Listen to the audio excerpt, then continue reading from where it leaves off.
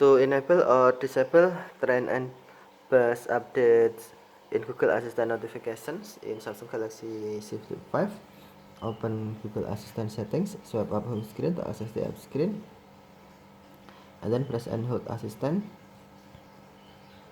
select settings, scroll down the screen, find general, and then tap general, select notifications, and then tap view all phone notification types, scroll down the screen, select getting around, and then on trend and bus updates, tap switch until blue to enable or tap switch until gray to disable Google Assistant trend and bus updates notification. Okay, tap switch until blue to enable or tap switch until gray to disable. Thank you for watching. Have a nice day.